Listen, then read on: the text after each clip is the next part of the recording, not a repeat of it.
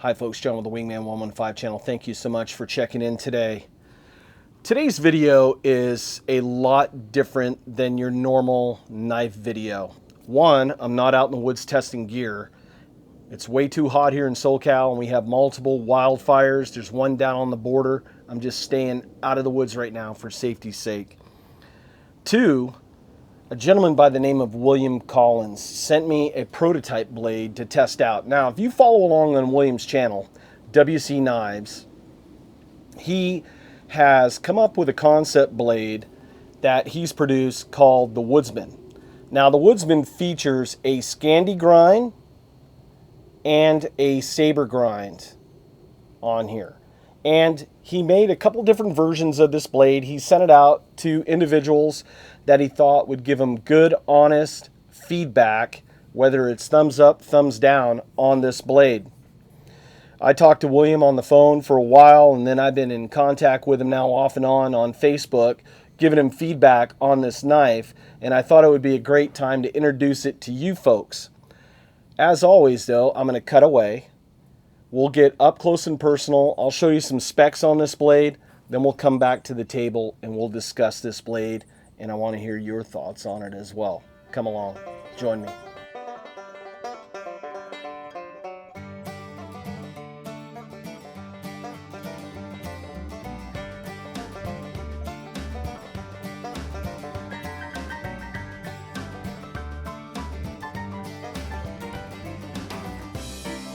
Well, you've had a chance to see this blade up close and personal, some of the specs on it.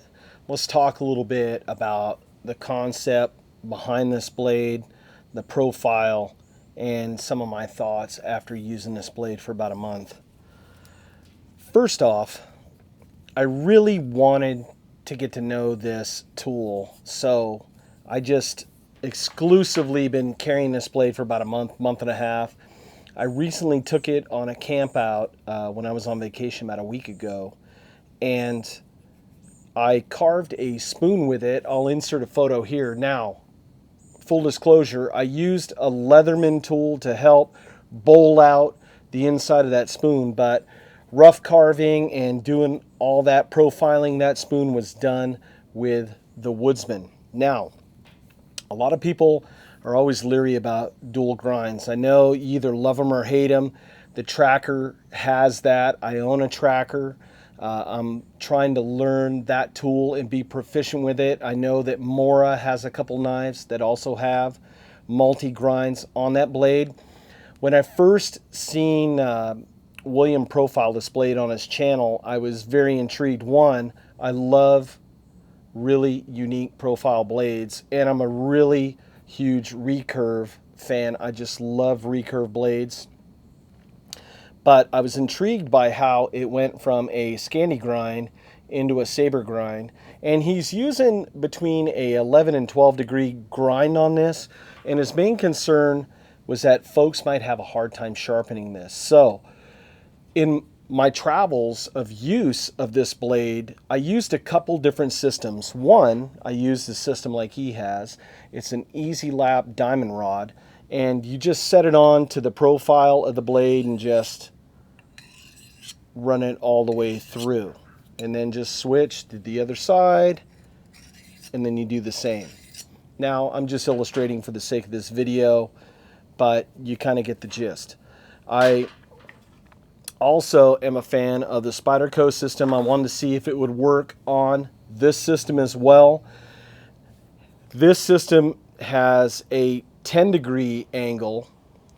So if you're going to use it and he's running an 11 and 12, you would have to tilt your blade just a little bit off 90 to hit the same profile. I found that it was real easy to do with this system.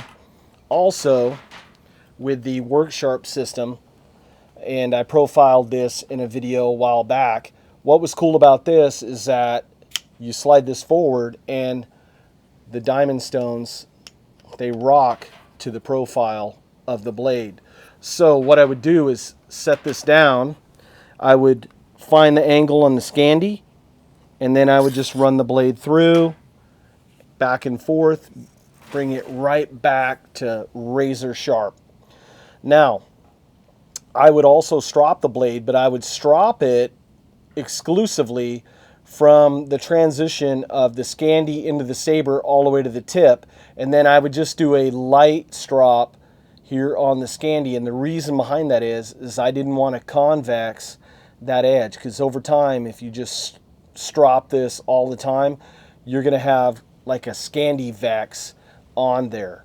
So if you want to keep it a true Scandi, just gingerly strop it just to give those little micro pieces of steel off there. But this 01 tool steel, oh my God, it was just wicked sharp coming right out of the box, and it just stays really sharp. Now, as with any tool, you have to learn how to use it, and I was very intrigued by the transition on this blade because I like how it does the corkscrew curls kind of like the tracker knives do, and I wanted to be able to replicate that. So you have to find that angle and then just start working your way through it.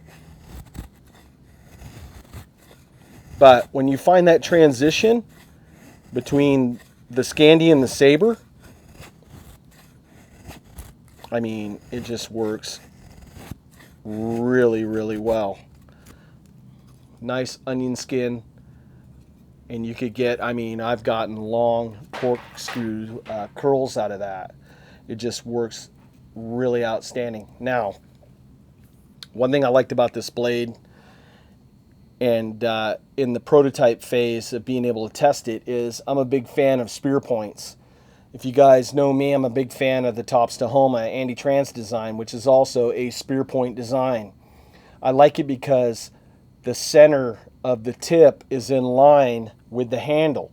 So if you're inclined to do bushcraft tasks, which I'm not a huge bushcrafter, I don't claim to be, but I like to do campcraft tasks and make things. Say you're making fireboards, or you have to auger out a hole in something. That makes it really nice to do. And with that 90-degree spine, it also just works as an awl. So that works really well in that. Now, in the pommel, I made one suggestion to William, and we'll see if he puts it in future models, is that I would like to see the pommel come out about maybe a ½ inch. And the reason behind that is it's nice radiused, and it has a 90-degree spine. So if you're carving spoons, if you're carving bowls, if you're doing whatever where you need to put a nice radius and smooth something out, you could get in there with this and be able to do that with this blade. The 90-degree spine, it threw sparks off a ferro rod like you wouldn't believe. It was just outstanding. But William's main concern was he just wanted to know how this grind was going to function as a hunting blade, as a bushcrafter blade. That's why he calls this the Woodsman. He wants a woodsman to be able to take this out into the woods and be able to use this tool for just multiple things. I'm going to be honest, I really like that transition from Scandi to Saber. It works really well. I have to admit, it took me a little while to finesse it and get used to it, because as you're cutting, sometimes the Scandi going into the Saber transition, it would bite a little bit. So as I'm slicing through, I have to back off a little bit of pressure right at the transition to be able to keep a nice smooth cut. But it's muscle memory. It's using the tool. It's just like using a hammer or a reciprocating saw or a band saw. It's a tool. You have to use it for a while to be proficient with it. As a chopper, in this backseat grip, let me put the lanyard on and I'll spin it around a couple times. I just get a nice pendulum. Just an outstanding chopper. Look at that. Just worked really well. I was up in the woods doing oak with it, resinous pine, and it just augured right through it, no problem at all. So You got to see up close the specs on this. You heard me talk about it a little bit. Oh, let's talk about the handles real quick. This is Williams' patented handle design. I like that Coke bottle design. It's just, he's perfected this design perfectly. It fits my medium to medium large hands very well. I had perfect control with this blade. When I was camping, I used this blade probably for about 5 hours straight. No hand fatigue, no forearm fatigue. Just worked really nice. So, William, outstanding job perfecting the handles on these blades. Well, let's get down to where you folks come in. I want to hear your thoughts on this blade. Do you like a recurve design? Do you like a multi-edged blade? Does that concept scare you? Does sharpening it scare you?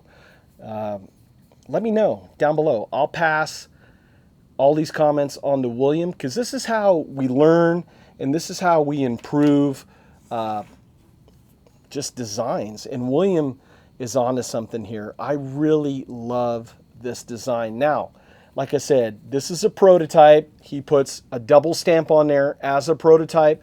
So things are going to be a little rough. The finished job is going to have a polished edge. It's just going to be, you know, primo coming out the door. This is just a working concept blade.